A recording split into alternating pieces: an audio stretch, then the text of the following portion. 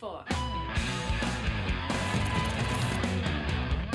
Bonjour à toutes et tous, 900 villes, 25 pays, 2000 shows, c'est le palmarès incroyable des Barjo Dunkers et nous recevons aujourd'hui dans l'émission Backstage Alex Brachet et Valentin Couturier.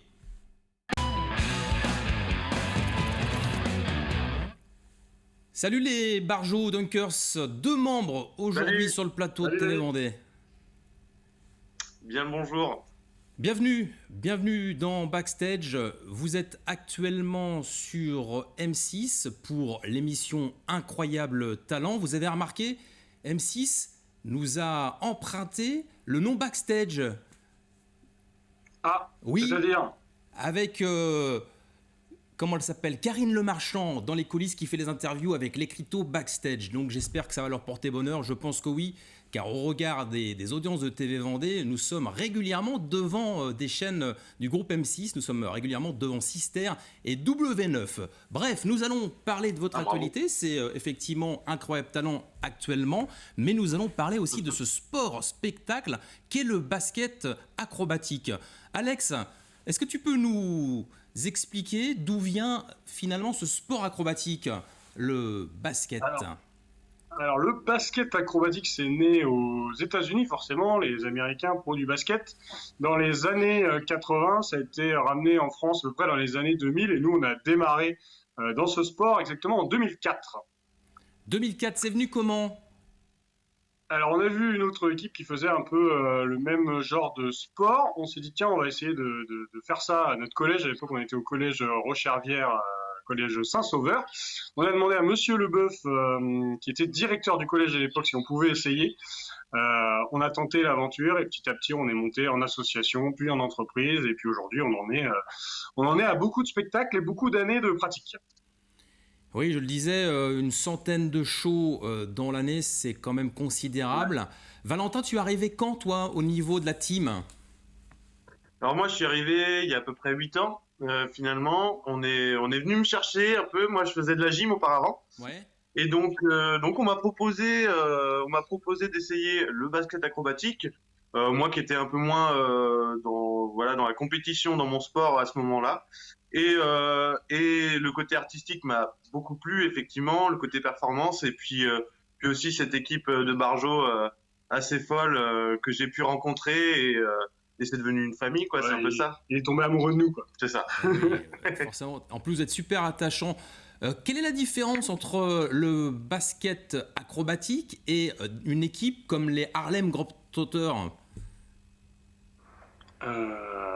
C'est pas du tout. Ils ont pas de trampoline déjà. Ouais. Ils n'ont pas de trampoline. Eux, c'est vraiment un match de basket avec de l'humour et du dunk, mais sans trampoline. Donc, qui dit dunk sans trampoline, pas de vrille, pas de salto, pas tout ce qui va être vraiment acrobatie. Et puis, basket acrobatique, voilà, c'est à plusieurs, des trampolines, on fait des figures en l'air, on se fait des passes au sol, des passes contre la planche, des vrilles, des saltos.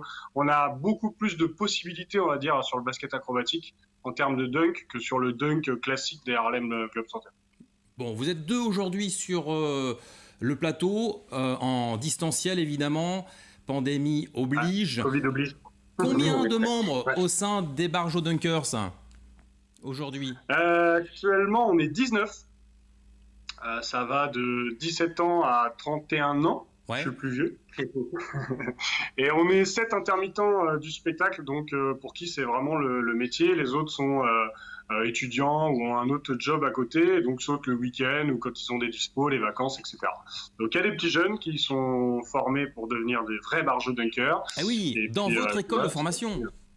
Ouais, c'est ça, chez les Locadunk. Donc les jeunes commencent par l'association Locadunk, on les forme tous les samedis matins. D'ailleurs, s'il y a des jeunes vendéens qui veulent tenter l'aventure, c'est sans problème, on recrute tous les ans, donc ils n'hésitent pas à nous contacter et qu'ils viennent rejoindre la troupe. Oui, sur le site internet qui va s'afficher, évidemment, ouais. Ils peuvent se connecter et faire une demande. Exactement. Quel est le profil ? Valentin, lui, il arrive de la gym, il était aussi un peu au basket. C'est quoi le profil, Valentin, pour les futurs recrues ? Qu'est-ce qu'il faut avoir comme compétences pour intégrer les Barjo ? Alors moi, je dirais, peu importe l'univers, finalement, ce qui va être l'élément principal, c'est finalement pouvoir se repérer dans les airs, Et puis on a des personnes qui viennent du football, qui viennent du basket, qui viennent de tous les sports, de l'escalade, de la gym comme moi. Et finalement, c'est pas tant l'univers, c'est plus ce rapport à l'espace et à se retrouver. Voilà, la bonne mentalité Barjot, c'est clair. Ouais, la mentalité Barjot. En quelques mots, c'est quoi aujourd'hui cette mentalité que tu décris, Alex? La mentalité Barjot, c'est déjà une bande de copains. Ouais. Donc voilà, on s'apprécie tous. On est tous amoureux du partage, on est tous amoureux de passer des bons moments ensemble.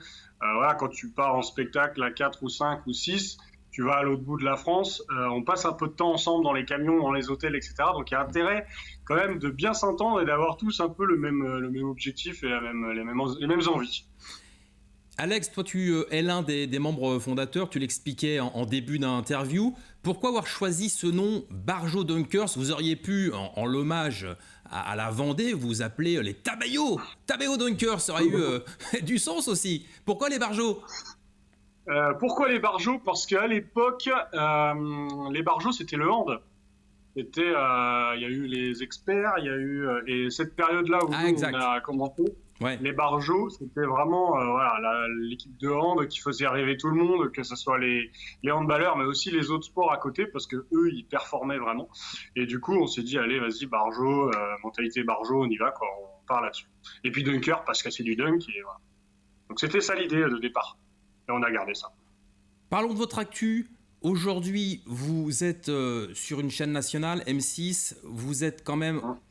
Vous avez fait 900 villes, 25 pays, près de 2000 shows. Pourquoi vous avez accepté finalement de faire cette émission? Vous n'aviez pas besoin de ça. 100 shows à l'année, ça vous suffisait. Pourquoi avoir accepté ce défi?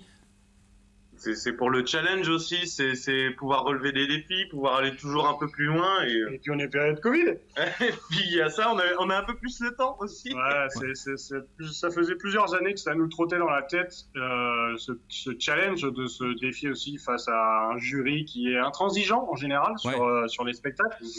Et ça fait plusieurs années qu'on se posait la question, mais à chaque fois c'est tourné en août, en septembre. Il y a beaucoup de préparation, c'est des mois de préparation. On envoie des vidéos, on propose des musiques, etc. Enfin, il y a vraiment un gros travail derrière.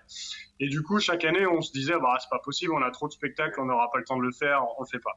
Et là, cette année, on a eu la proposition, on s'est posé, on a dit, on le fait pas. Voyant que la période Covid est en train d'annuler tous nos spectacles, on a dit on a le temps de bosser là-dessus. Du coup, on s'est lancé et voilà, on est plutôt content parce que ça permet d'avoir une actu là en ce moment qu'on n'aurait pas s'il y avait pas ça, quoi. Et oui. Le Covid faisant.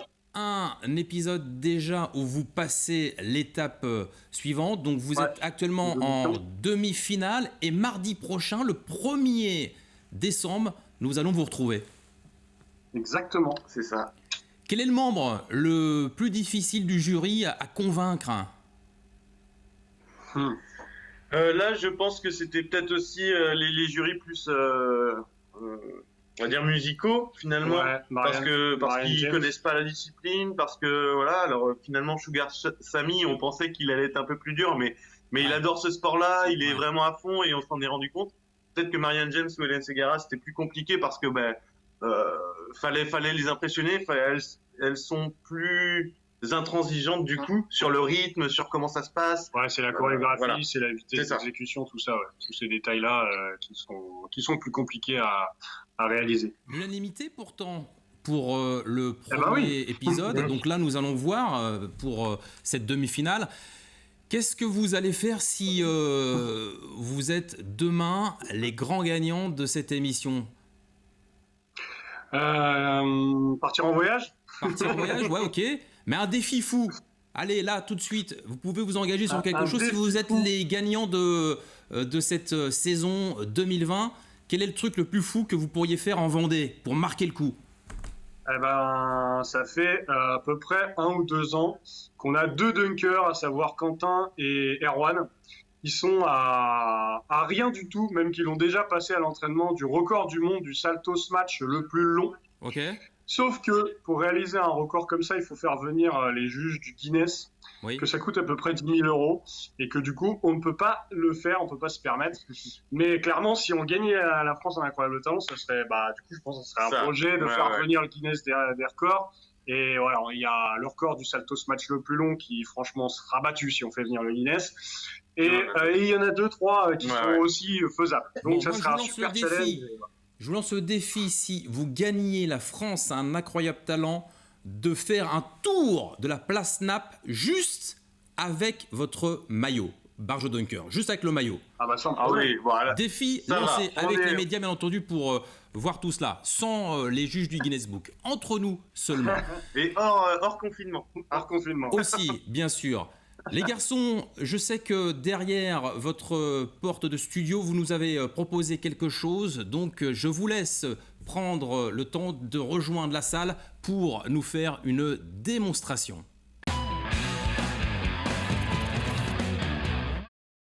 Merci David de nous avoir invités aujourd'hui sur TV Vendée dans Backstage. Je vous propose, maintenant qu'on a bien parlé, d'aller vous montrer une petite démonstration de basket acrobatique avec les copains, les Barjo Dunkers. Et puis on se donne rendez-vous le 1er décembre sur Incroyable Talent pour suivre les demi-finales. Suivez-moi. Les copains.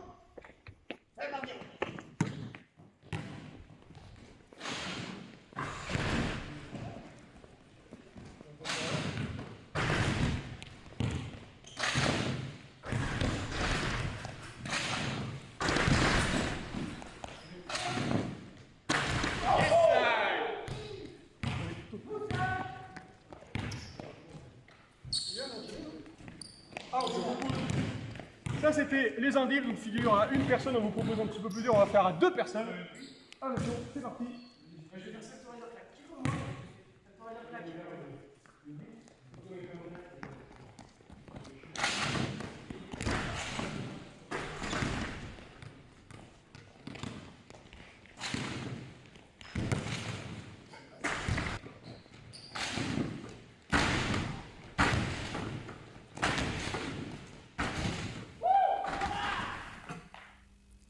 Franchement, bravo, super démonstration, ça nous donne forcément envie de vous suivre mardi prochain, 1er décembre sur M6. Je vous laisse rappeler les différents liens où on peut suivre votre actualité. Eh bien, on est présent sur YouTube, on poste régulièrement des vidéos, n'hésitez pas à nous rejoindre. On est aussi sur Instagram, sur Facebook et puis sur TikTok à fond. Voilà, donc n'hésitez pas. Tous les réseaux, Barjo Dunker sur tous les réseaux. Et sur votre site internet, excellente émission sur Instagram avec notamment des candidats de la France a un incroyable talent. Merci d'avoir accepté notre invitation. L'émission Backstage se termine. Merci de l'avoir suivi. Les programmes continuent. Et en attendant de nous retrouver pour une nouvelle émission, surtout, il est important de prendre soin de soi et des autres. À bientôt. Salut.